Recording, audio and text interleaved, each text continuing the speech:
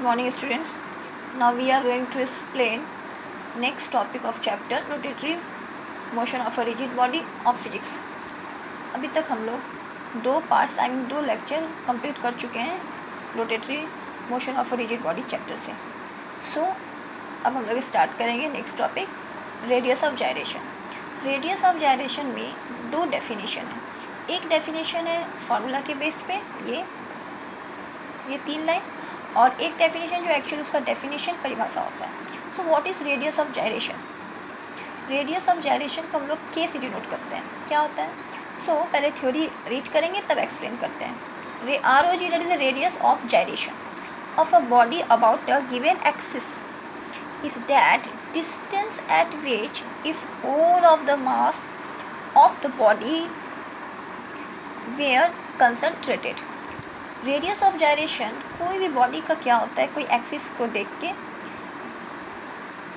ये एक ऐसा डिस्टेंस बोल सकते हैं जहाँ पे पूरा मास जो होता है, पूरा बॉडी का जो मास होता है वो कंसंट्रेट होता है.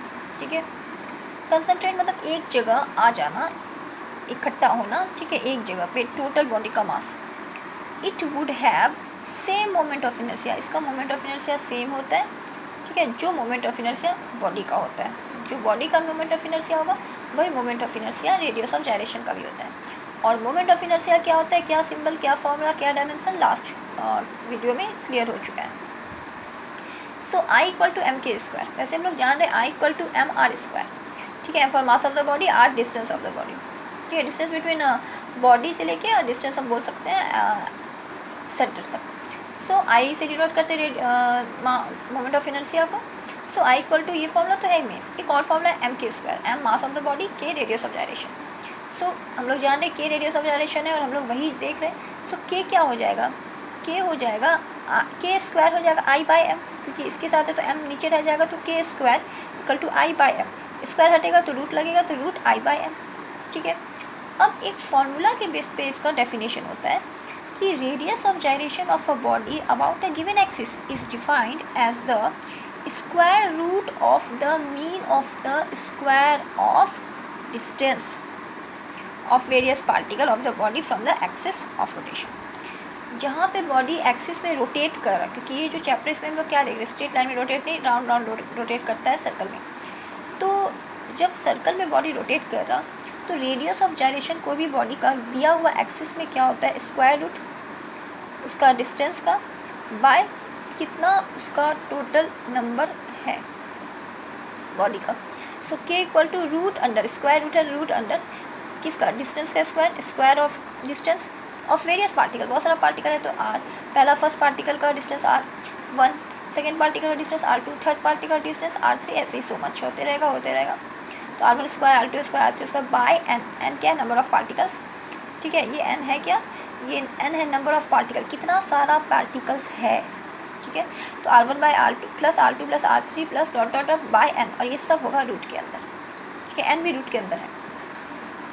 नेक्स्ट है एंगुलर मोमेंटम. क्या होता है एंगुलर मोमेंटम?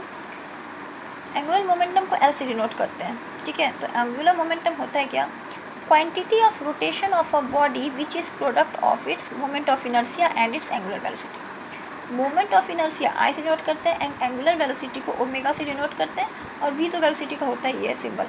तो प्रोडक्ट मतलब मल्टीप्लाई. तो प्रोडक्ट एंगुलर मोमेंटम क्या होता है, प्रोडक्ट होता है मोमेंट ऑफ इनर्शिया और एंगुलर वेलोसिटी का. ठीक है, we know that moment of inertia angular velocity जो है वो वेक्टर क्वांटिटी है, तो साइन रहेगा. और एल भी एंगुलर मोमेंटम भी क्या है, मोमेंटम तो होता ही है वेक्टर, सो एंगुलर मोमेंटम भी वेक्टर है, सो एरो साइन रहेगा. ठीक है, एक और फॉर्मूला होता है L equal to R into P. R क्या है, डिस्टेंस. सपोज यहाँ पे एक्सिस मेन सेंटर है, यहाँ पे बॉडी है. ठीक है, कुछ टाइम के बाद इधर आ जा रहा, तो इसका डिस्टेंस हो गया आर. पहले कहा था, बाद में कहाँ आ रहा है, डिस्टेंस हो गया है ना.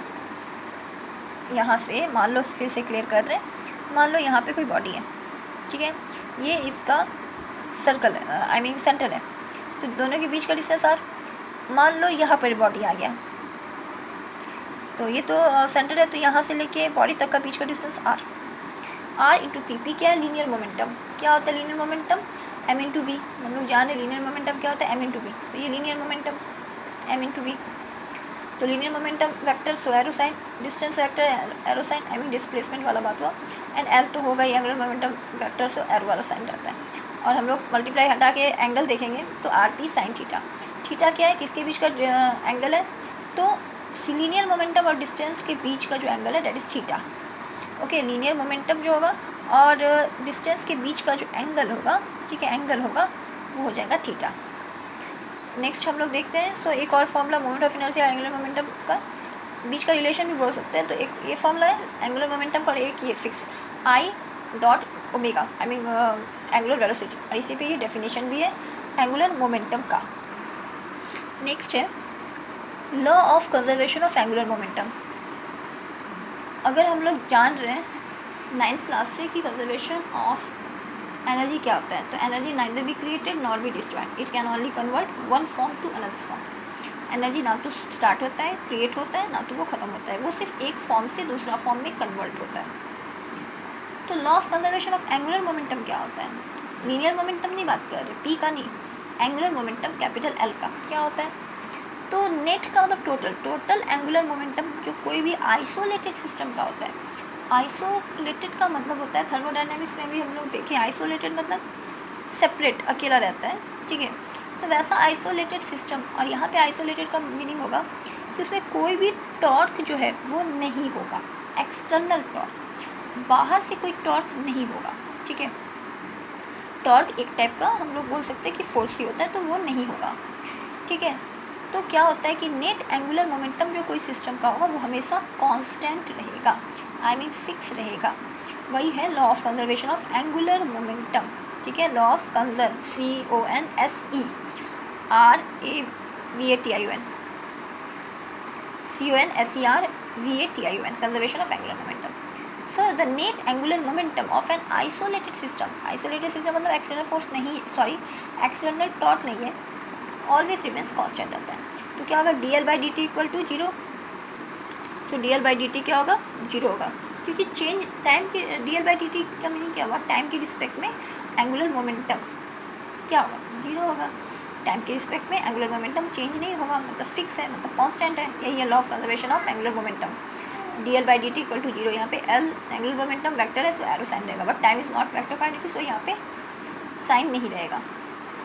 और हम लोग जान रहे हैं एल इक्वल टू फॉर्मूला क्या होता है, I omega, I moment of inertia, omega angular velocity, तो मोमेंट ऑफ इनर्शिया तो वेक्टर नहीं है, नहीं रहेगा साइन, ओमेगा रहेगा, एल में भी वेक्टर वाला साइन रहेगा, तो इसका मतलब क्या हुआ, ये कांस्टेंट है, I mean moment of inertia और एंगुलर वेलोसिटी चेंज नहीं होगा, ठीक है, कब, एंगुलर मोमेंटम में। सो यहाँ पे अगर हम लोग देख रहे हैं आई ओमेगा है, तो इसका मतलब I1 ओमेगा 1 इक्वल टू हो जाएगा I2 ओमेगा 2, मतलब पार्टिकल का स्टार्टिंग में मोमेंट ऑफ इनर्शिया I1 और एंगुलर वेलोसिटी ओमेगा 1, कुछ टाइम के बाद, मतलब कुछ टाइम के बाद जब वो एक जगह से दूसरा जगह गया पार्टिकल सर्कल में, तो उसका मोमेंट ऑफ इनर्शिया I2 और एंगुलर वेलोसिटी ओमेगा 2, तो वो इक्वल टू होगा, क्योंकि टाइम के रिस्पेक्ट में चेंज ही नहीं हो रहा है, तो ये दोनों सेम हो जाएगा। और भी है equal to I3 omega 3 equal to I4 omega 4 equal to I5 omega 5, ऐसे ही चलते रहेगा सो।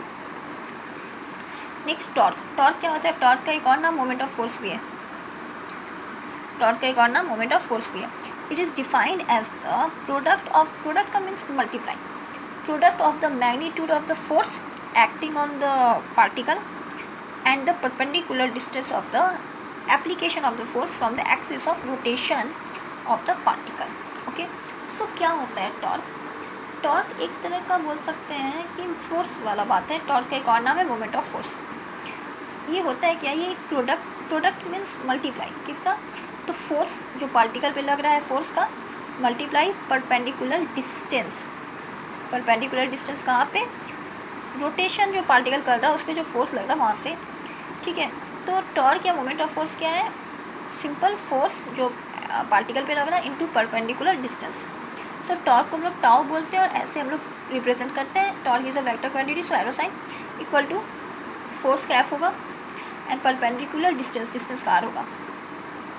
यहाँ पे दोनों वेक्टर क्वांटिटी रहेगा, तो यहाँ पे अगर हम लोग मल्टीप्लाई हटा के एंगल मिलाएं, सो आर एफ साइन थीटा, यहाँ पे थीटा एंगल जो है किसके बीच का है, बिटवीन डिस्टेंस एंड फोर्स और डिस्टेंस के बीच का जो एंगल है वो थीटा है, सो आर एफ साइन थीटा। ये सब एग्जाम में बहुत आते हैं ऑब्जेक्टिव, क्योंकि हम पहले भी बोले कॉम्पिटिटिव एग्ज़ाम के व्यू से पढ़ा रहे हैं, तो ये सब एग्ज़ाम में हर एक पॉइंट इंपॉर्टेंट है, क्योंकि जितना भी कॉम्पिटिटिव एग्ज़ाम ये चैप्टर से आते हैं क्वेश्चन, सबको लेके एक हम पूरा नोट्स रेडी किए। तो सब यहाँ पे पॉइंट जितना भी है, जितना भी यूनिट डायमेंशन सब आया हुआ है, सब इंपॉर्टेंट है। सो एक भी इसको ऐसा नहीं करना है कि हटा देते हैं, इंपॉर्टेंट है, ये सब टोटल इंपॉर्टेंट ही है। तो क्या होगा, R × F RF centimetre. Unit क्या होगा, ऐसा यूनिट न्यूटन मीटर, क्योंकि मीटर होता है डिस्टेंस का एंड फोर्स का न्यूटन। और डायमेंशन तुम लोग जान रहे हैं, डायमेंशन हमेशा MLT के फॉर्म में होता है। M for mass, L stand for length and T for time, और हमेशा स्क्वायर ब्रैकेट में लगते हैं।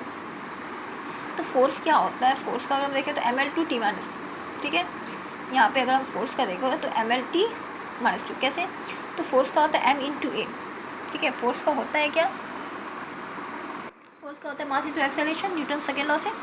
मास M में आया, एक्सेलरेशन का क्या होता है मीटर पर सेकेंड स्क्वायर, तो मीटर लेंथ में आया, और सेकेंड टाइम में आया, तो मीटर पर सेकेंड स्क्वायर, ऊपर क्या तो -2, तो LT-2 ML/T-2। डायमेंशन में एक और है, मान लो M नहीं है तो भी लिखना है, भले ही ऊपर 0 लिखो। सपोज L नहीं है फिर भी लिखना है, भले ही 0 लिखो, लेकिन MLT तीनों को लिखना रहता है। और अगर 1 है तो 1 लिखा नहीं जाता है, M लिख देंगे, समझ जाएंगे वो मास जो है 1 है, ML/T-2।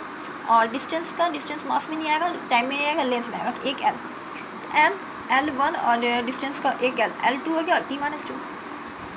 ओके, नेक्स्ट है कपल क्या होता है, the equal and opposite force जो एक्ट करेगा बॉडी पे, ठीक है। इक्वल एंड अपोजिट फोर्स जो बॉडी पे एक्ट करेगा पार्टिकल पे जो सर्कल में मूव कर रहा है, but having different line of action, लेकिन उसका जो एक्शन होगा वो अलग अलग होगा, उसको हम लोग कपल बोलते हैं। कपल क्या होता है, पार्टिकल पे लगा हुआ इक्वल एंड अपोजिट फोर्सेस होता है, लेकिन उसका एक्शन जो होगा वो अलग अलग रहेगा, उसको हम लोग कपल बोलते हैं। नेट मतलब टोटल फोर्स जो होता है कपल का वो 0 होता है।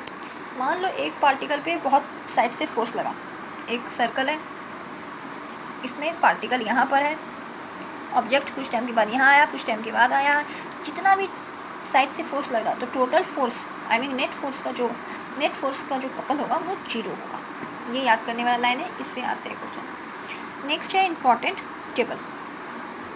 यहाँ पे हम एक की नोट्स बोल सकते हैं, शॉर्ट में कर दिए हैं, एग्जाम टाइम में भी एक बार रीड करना है, क्लियर हो जाएगा। Quantity angular velocity, next angular momentum, torque, moment of inertia. Symbol omega होता है एंगुलर वेलोसिटी का, एंगुलर मोमेंटम का कैपिटल है, टॉर्क का टॉ, ऐसे हम लोग लिखते हैं। Moment of inertia I, dimension क्या होता है T-1, ML/T-1, टॉर्क ML/T-2, और मोमेंट ऑफ इनर्शिया ML/2। क्योंकि मोमेंट ऑफ इनर्शिया का क्या होता है, मोमेंट ऑफ इनर्शिया का होता है, हम लोग जान रहे हैं क्या होता है, तो mr²। M आ गया मास में, R², तो रेडियस डिस्टेंस किस में है, L में, तो L का स्क्वायर, T रहेगा नहीं, तो भी क्या करना है, नहीं है तो भी लिखना है, भले उसके ऊपर 0 लिख देना है, लेकिन हमेशा डायमेंशन MLT के फॉर्म में लिखते हैं और स्क्वायर ब्रैकेट देके। यूनिट रेडियन पर सेकेंड, और एंगुलर मोमेंटम का क्या होता है जूल सेकेंड, टॉर्क का newton metre, and moment of inertia का kg/मीटर स्क्वायर, क्योंकि मास का kg होता है, एंड फिजिक्स में हमेशा ऐसा यूनिट कंसीडर करेंगे, and in chemistry always consider as CGS unit. So kg है, और r का डिस्टेंस का मीटर, तो मीटर का स्क्वायर, mr², तो kg मीटर स्क्वायर, सिर्फ mr रहता तो kg मीटर। दिमाग फार्मूला बता रहे, दिमाग मीन्स फार्मूला। एंगुलर वेलोसिटी को ओमेगा या v भी बोल सकते हैं, ओमेगा भी बोल सकते हैं या v बोल सकते हैं वेलोसिटी को, omega into r। Angular momentum का L = r × p, या एक और क्या था, सो अभी जस्ट हम लोग देखे हैं कि एंगुलर मोमेंटम का R × p भी होता है, और L = I ओमेगा भी होता है, ये दोनों फॉर्मूला होता है। L angular momentum, R distance perpendicular distance, P क्या है linear momentum, I moment of inertia, omega angular velocity. Okay, next है टॉर्क का फॉर्मूला क्या होता है, I × F, moment of inertia mr²। Summation मतलब जितना भी पार्टिकल है सबका मास, और जितना भी पार्टिकल है उसका सेंटर से जितना डिस्टेंस होगा। सो मोमेंट ऑफ इनर्शिया क्या होता है, summation mr², summation means add, जितना भी पार्टिकल जो सर्कल में घूम रहा है सबका मास ऐड कर देना है, और जितना भी पार्टिकल है उसका सेंटर से कितना डिस्टेंस होगा उसका स्क्वायर, तो mr² समीशन। ठीक है, नेक्स्ट क्लास में हम लोग इसके आगे एक और क्लास होगा, लास्ट क्लास होगा एक और, उसके बाद ये चैप्टर थ्योरी नोट्स जो है with formula, unit, dimension, main topic सब कंप्लीट हो जाएगा। ठीक है, एक और क्लास होगा rigid body of rotational motion of a rigid body, जो कि फिजिक्स का चैप्टर है, उसका एक और क्लास होगा, उसके बाद ये चैप्टर कंप्लीट हो जाएगा। ओके।